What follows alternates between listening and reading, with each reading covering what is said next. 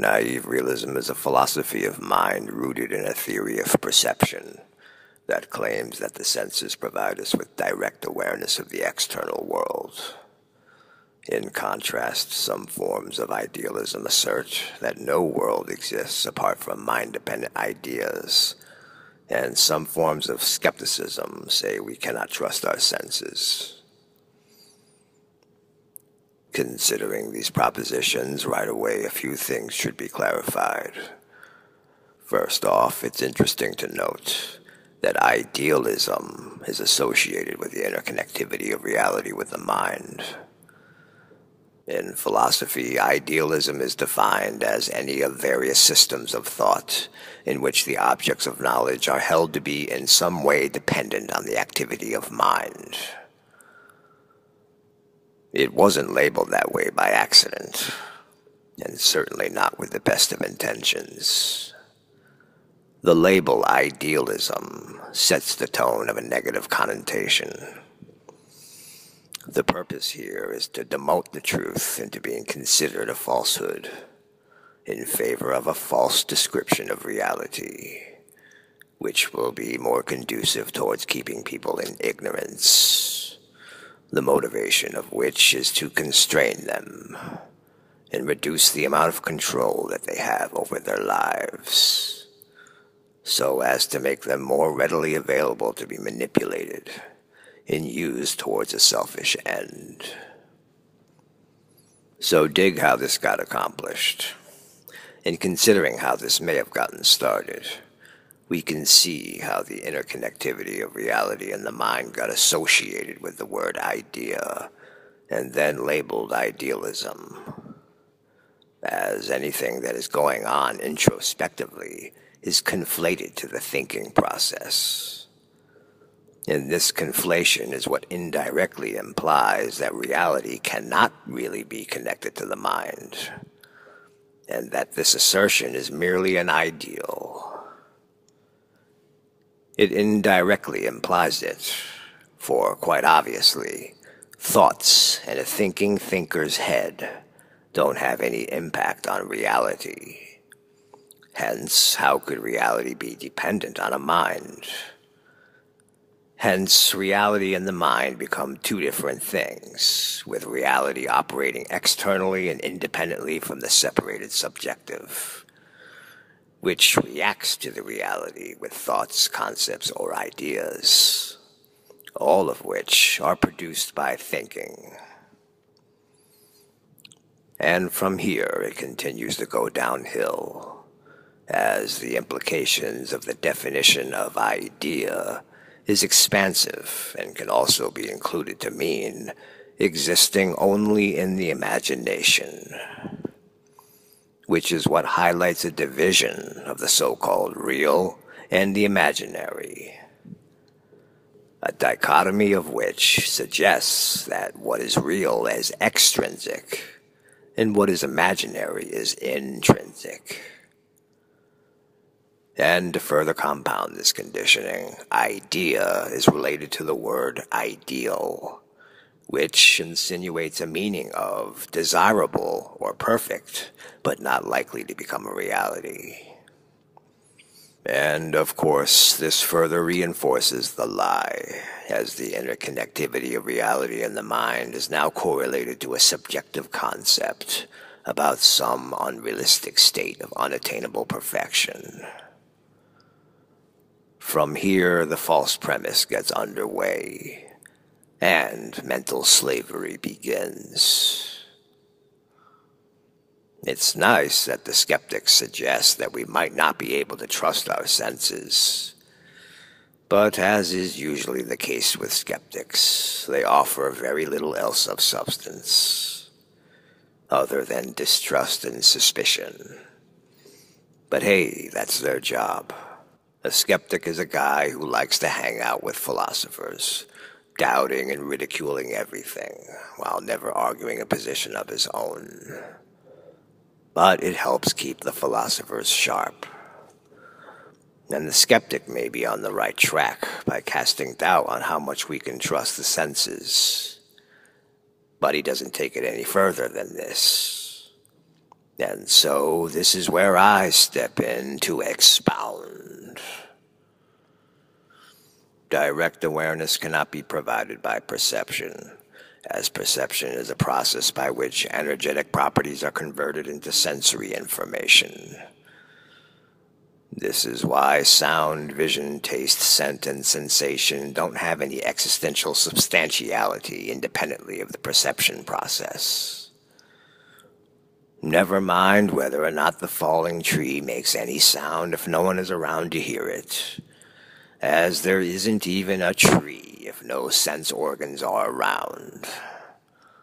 A tree becomes possible through a filtering or a conversion process of the senses. If there isn't some kind of sensory medium fulfilling this functionality, which thereby turns the raw static potential into information, then there is merely static potential.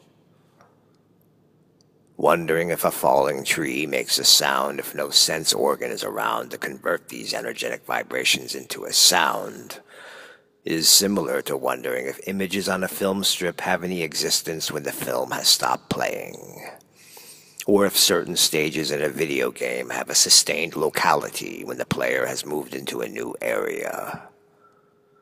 The error is in the assumption that illusions have lives of their own. So there is a direct awareness, but the expressions, or projections if you will, of potentiality is what ultimately facilitates perception to be possible, which relays an impression of an external world. In truth, there is no external anything, much less an external world. But knowing this would require learning the intricacies and particularities of the mind. Finding out the mechanics of the projection process has nothing to do with following the plot, dialogue, or narrative on the screen.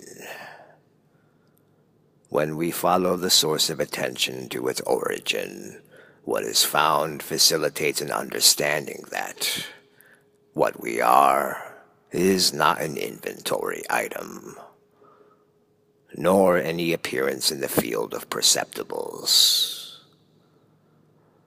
Not that which is projected outwards for reflective objectification, but that which is transmitting the signal that is later converted into the information that gives us an idea of the supposed existence of all these things.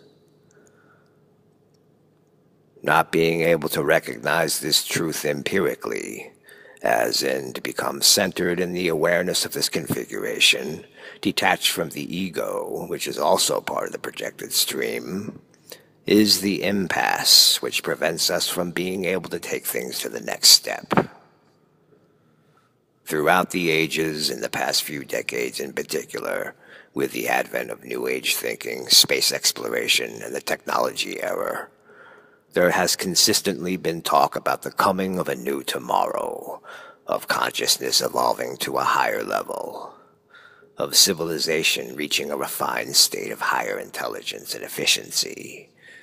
But it has stalled and failed to be fully realized, because human beings are stuck in a mirror. And for so long as humanity remains transfixed with a reflection, it will continue to anchor itself in limitation. It's not all that complicated of a concept to consider. If you identify with specific parameters, you thereby become bound within those parameters and lose the bird's eye view of the parameters. Only by coming to see that the parameters are merely a framework is one able to become intimate with meta-awareness. And the most effective method of fostering this meta-awareness is initiated by breaking out of the confines of the framework, which is promoted by way of detachment, disassociation, nihilism, and unidentification. These types of applications are the major body of work that is entailed with spiritual endeavor.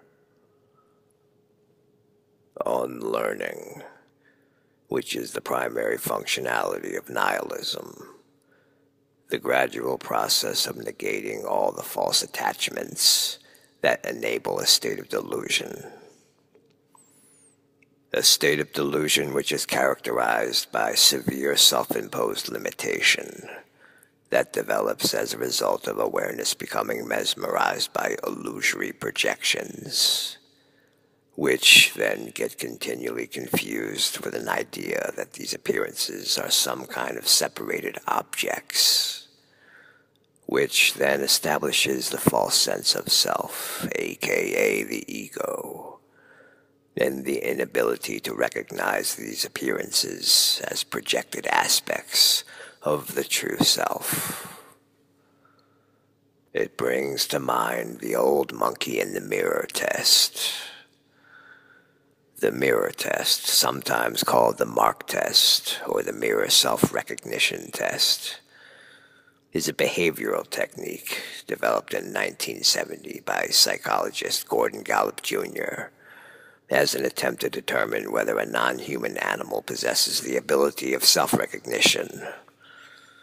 In the classic MSR test, an animal is put under anesthesia and then marked somehow, i.e. painted or a sticker attached, on an area of the body the animal cannot normally see. When the animal recovers from the anesthetic, they are given access to a mirror. If the animal then touches or investigates the mark, it is taken as an indication that the animal perceives the reflected image of itself, rather than of another animal. We, as humans, can clearly see the reality of the situation when considering the animal's situation from our own perspective, but still remain mostly incapable of recognizing the format of our own similar situation, mainly due to the lack of outside perspective, of which is conveniently dismissed as non-existent. You see how that happens? It's far more easy to disregard the possibility than to actually have to confront and address a truth that isn't comfortable, nor pays homage to the validity of the illusory ego. This is why we are stuck with a false description of reality, despite all experiential evidence that suggests otherwise. It's already established, so despite its possible falsehood, it's preferable to stick to, because it's comfortable and familiar. But that's not how the truth of anything gets uncovered. The only thing that comes to light from the approach of an erroneous premise is more falsities, which, unfortunately, is very attractive and preferable to the illusory ego, because it serves as further reinforcement of itself. But if you are honest with yourself, that is, if you let go of the need to self-confirm the parameters, and turn down the volume of the non-stop constant chatter inside your head, the clarity of the arrangement of perception becomes clear. That which is aware precedes the eyeballs. That is, the source of awareness is within, even before the brain, and is the primary groundwork. And then comes the assumption that the projection of a so-called world exists externally, separated and extrinsic to itself, the self of which is also a compartmentalized personification supported through false identification, which further enables estrangement from the source. This is where we get the idea that reality is images on a screen, and not that which is projecting those images. This is why, from this position, many proposed approaches, changes, or solutions will be irrelevant, because they are addressing areas that are impertinent to the truth. You can't embrace the truth by trying to fortify lies. You cannot establish illumination by trying to tweak illusions. If you have an issue with an aspect of existence, trying to change the images on the screen is exactly the wrong place to address.